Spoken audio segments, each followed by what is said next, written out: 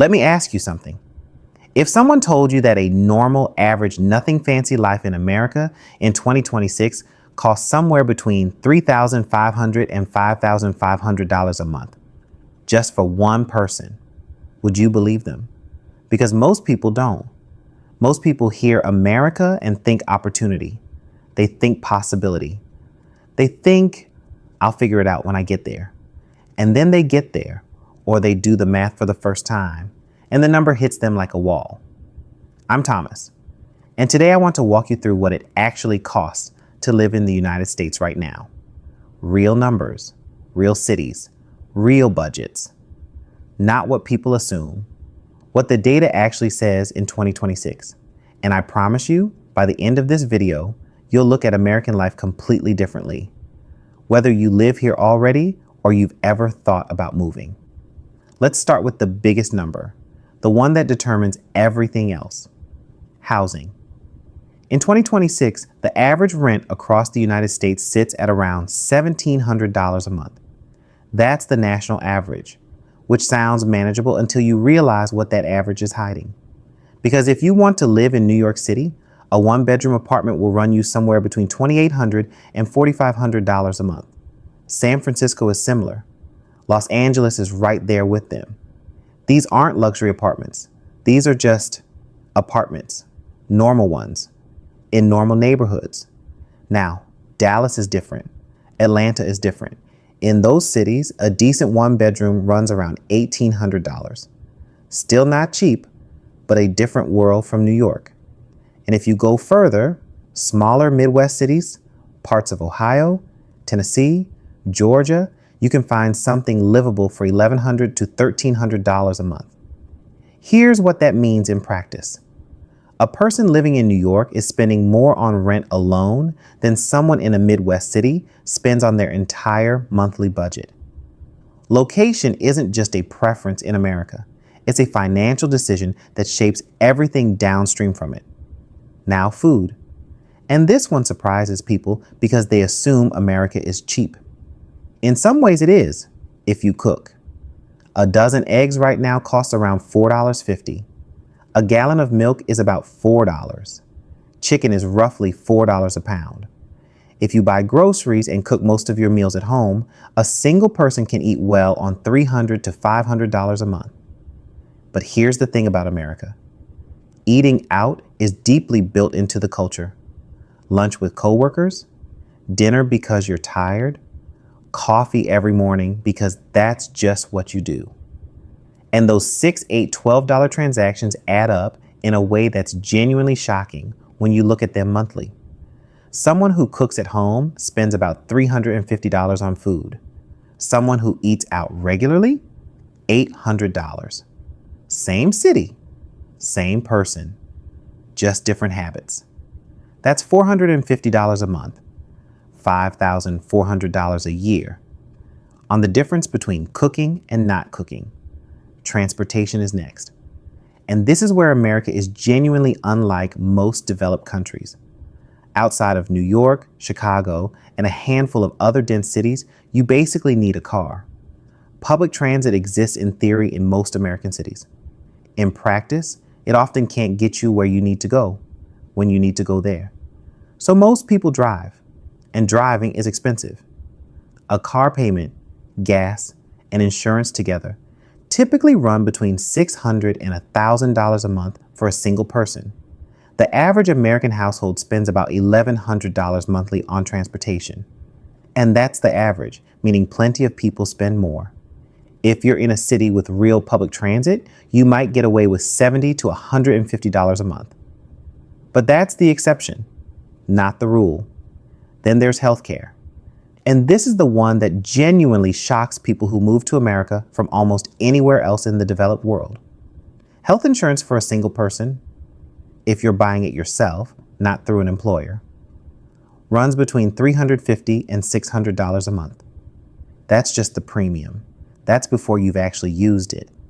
A single doctor's visit without insurance costs $150 to $300. An emergency room visit can cost thousands. This isn't an edge case or a worst case scenario. This is the normal operating reality of healthcare in America in 2026. And it's one of the primary reasons that even high earners in this country feel financially squeezed in a way that people in other countries genuinely struggle to understand. Add utilities, electricity, water, heating, and you're looking at $150 to $250 a month. More in summer when air conditioning runs constantly. Internet is $60 to $90 to $90. A phone plan is $40 to $70. So let's put this together into 3 real pictures. Picture 1, you live in New York or San Francisco. Rent is $3,200. Food is $600. Transportation, because you're in one of the few cities with real transit, is $200. Health insurance is $500. Utilities and internet and phone come to around $200. You're at $4,700 a month. That's before any savings, any entertainment, any emergencies. Just the baseline of existing. Picture 2, you're in Dallas or Atlanta. Rent drops to $1,800. Food is $450. You need a car, so transportation is $700. Insurance is $450. Utilities are $200. You're at roughly $3,600 a month. More manageable. Still not cheap. Picture 3, small Midwest city. Rent is $1,100. Food is $350.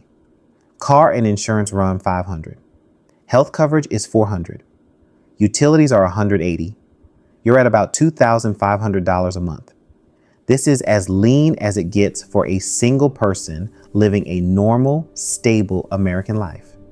And now let me show you where the money quietly disappears. Because this is the part that actually determines whether people get ahead or stay stuck. Luxury apartments. People move to a new city. They're excited. They rent something nicer than they need because it feels like a fresh start. That decision alone can cost an extra $500 to $800 a month compared to a perfectly good but less impressive alternative. New cars. The average new car payment in America right now is over $700 a month. A used car that's 3 or 4 years old does the same thing for $300. That gap is $400 a month, $4,800 a year. That goes to depreciation and financing costs instead of anywhere useful. Daily eating out. We already did that math. $450 a month. Gone. Subscriptions. Streaming services, fitness apps, delivery memberships, cloud storage, software trials that became monthly charges. The average American pays for 4 to 6 subscriptions they barely use. That's $50 to $80 a month vanishing on autopilot. Credit card interest. Carrying a balance month to month at 18 to 24% interest is one of the most expensive financial habits a person can have. And it's incredibly common. None of these are dramatic. None of them feel like mistakes when you're making them, but they compound into the difference between someone who feels financially comfortable and someone who earns a good salary and still wonders where it all goes. If you're finding this useful, and I hope you are, subscribing means you'll catch the next one. Tom puts real time into making these feel like actual conversations. All right, back to it. Because here's the other side of this. There are real practical ways to live in America for significantly less than the average, and they don't require misery. Live outside the major cities, Texas, Ohio, Tennessee, Georgia. These states offer genuine quality of life at dramatically lower cost than the coastal metros. The same salary goes fundamentally further. Cook most of your meals. Not all of them. That's unrealistic and joyless. But most. The math on this one is simple and unforgiving. Buy a used car. Or if you can genuinely live without one, don't own one at all. Share housing. A 2-bedroom split between 2 people in Dallas costs each person around $900 instead of $1,800. That single decision saves almost $11,000 a year. And avoid lifestyle inflation. The quiet habit of upgrading your life every time your income goes up, so that the gap between what you earn and what you keep never actually grows. Living in America in 2026 is not cheap. That's just the honest truth. The numbers don't lie and they don't negotiate. A normal single person in an average city need somewhere between $3,000 and $4,000 a month just to cover the basics with any reasonable stability. But here's what's also true. The people who understand these numbers, who go in clear-eyed about what things actually cost and make deliberate choices about where they live and how they spend, those people can build real financial stability here, even in an expensive country. Maybe especially in an expensive country, because the gap between the people who understand money and the people who don't is wider here than almost anywhere else in the world. So let me leave you with one question. If you had to move to the United States tomorrow, not someday tomorrow, how much money would you actually need every month to feel genuinely comfortable? Not surviving, comfortable. Drop your number in the comments. I'm genuinely curious what people think and what they think after watching this.